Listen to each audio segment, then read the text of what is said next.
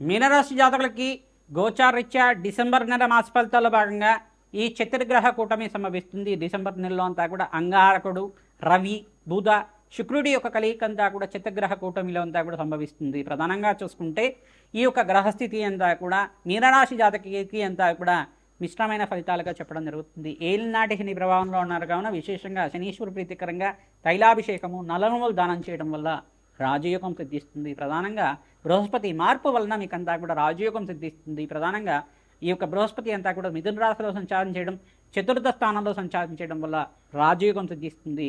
అదృష్టకాలంగా చెప్పడం జరుగుతుంది. మాసాంతంలో విశేషమైన శుభవార్త వినడానికి ఆస్కారం ఉంటుంది. డిసెంబర్ 18వ తారీఖు రోజున మరియు 28వ తారీఖు రోజున మంచి శుభవార్తను వింటారు. అదృష్టకాలంగా చెప్పడం జరుగుతుంది. అష్టైశ్వర్య ప్రాప్తి కలుగుతుంది. మీకు స్వల్పంగా ఈ అమావాస్య తర్వాత నుంచి మీకంతా కూడా రాజయోగంగా చెప్పడం జరుగుతుంది.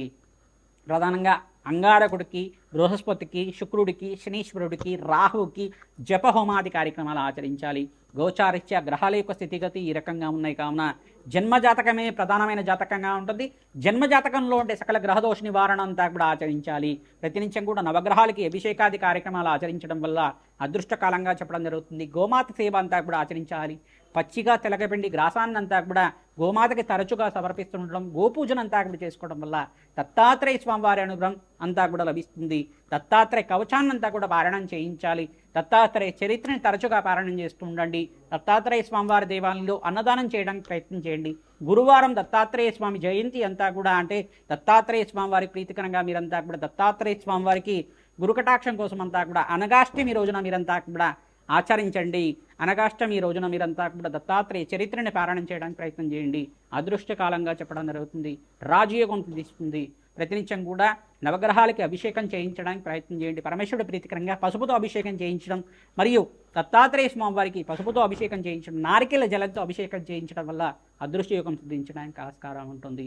దత్తాత్రేయాయ స్మరణమాత్రైన సంతుష్టాయ నమః. దత్తాత్రేయాయ స్మరణమాత్రైన సంతుష్టాయ నమః. దత్తాత్రేయాయ స్మరణమాత్రైన సంతుష్టాయ నమః జపాన్ని ఆచరించండి. ఈ యొక్క నవగ్రహాలకంతా కూడా ప్రీతికరంగా అగ్నికి నవధాన్యాలు సమర్పించడం వల్ల మీకంతా కూడా అదృష్ట యోగం సిద్ధించడానికి ఆస్కారం ఉంటుంది. ఆకస్మిక ధల్లాభం సిద్ధించడానికి ఆస్కారం ఉంటుంది. లక్ష్మీ కటాక్షం కలగడానికి ప్రయత్నించడం కూడా లక్ష్మీ కుబేర శాంతి హోమాది కార్యక్రమాలు, రాజశ్యామల యజ్ఞాధికరతలు ఆచరించడం వాళ్ళకి అదృష్ట యోగం సిద్ధిస్తుంది. శ్రీమాత్రే నమః. మేషాది ద్వాదశ రాశుల వాళ్ళకి డిసెంబర్ నెల మాస ఫలితాల్లో భాగంగా చతుర్గ్రహ కూటమి సంభవిస్తున్నది. మీకంతా కూడా సంపూర్ణ ఫలితాలంతా కూడా విశ్లేషణ చేయడం జరిగింది. ప్రధానంగా చూసుకుంటే జపహోమాది కార్యక్రమాల్లో భాగంగా జన్మజాతకమే ప్రధానమైన జాతకంగా ఉంటుంది. జపహోమాది కార్యక్రమాల్లో భాగంగా ప్రధానంగా రాజశ్యామల మూలమంత్ర జపాలు అంతా కూడా ఆచరించడం వల్ల విశేషమైన రాజ్యప్రాప్తి కలగడానికి ఆస్కారం ఉంటుంది. దత్తాత్రేయ స్వామివారి చరిత్రనంతా కూడా ఈ మాసంలో మార్గశిర మాసంలో విశేషంగా పారాయణం చేయడం వల్ల అదృష్టయోగం సిద్ధించడానికి ఆస్కారం ఉంటుంది. అనగా వ్రతం అనేది సంభవిస్తుంది. అనగా వ్రతం రోజున ప్రధానంగా అనగాష్టమి వ్రతాన్ని అంచగా దేవాలయ ప్రాంగణంలో ఎవరైతే ఆచరిస్తూ ఉంటారో అదృష్టయోగం సిద్ధించడానికి, వివాహాది శుభకార్యాలు జరగడానికి ఆస్కారం ఉంటుంది. దత్తాత్రేయ స్వామి వారి మూలమంత్ర హోమాది కార్యక్రమాలు ఆచరించండి.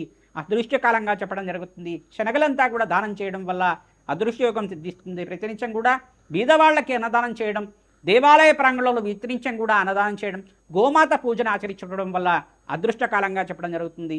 ఈ యొక్క దత్తాత్రేయ స్వామివారి జన్మ చరిత్రనంతా కూడా పారాయణ చేయండి. అత్రి మహాముని అనసూయదేవి యొక్క చరిత్రనంతా కూడా పారాయణం చేయండి. మీకంతా కూడా దత్తాత్రేయ స్వామివారి త్రిముత్రాత్ముడు ప్రధానంగా బ్రహ్మ విష్ణు మహేశ్వర స్వరూపంగా అవతారం ఏ రకంగా ఎత్తారు, అవతార చరిత్ర అంతా కూడా మీకంతా కూడా పారాయణం చేయించండి. తద్వారా మీకంతా కూడా అదృష్ట యోగం సిద్ధించడానికి దత్తాత్రేయ కవచాన్ని పారాయణం చేయించడం వల్ల రాజయోగం సిద్ధించడానికి ఆస్కారం ఉంటుంది. దత్తాత్రేయాయ స్మరణమాత్రైన సంతుష్టాయ నమః నామాన్ని జపాన్ని ఆచరించండి. జయ గురు దత్త, శ్రీ గురు దత్త, జయ గురు దత్త, శ్రీ గురు దత్త అని నామాన్ని ప్రతినిత్యం కూడా జపాన్ని ఆచరించుకోవడం వల్ల అదృష్టకాలంగా చెప్పడం జరుగుతుంది. మాసాంతంలో విశేషమైన శుభవార్త వినడానికి ఆస్కారం ఉంటుంది. ఆకస్మిక ధల్లాభం సిద్ధించడానికి మేషాది ద్వాదశ రాశుల వాళ్ళకి ప్రతినిత్యం కూడా దత్తాత్రేయ ఆరాధన చేయడం వల్ల అదృష్టయోగం సిద్ధిస్తుంది. శ్రీమాత్రే నమః.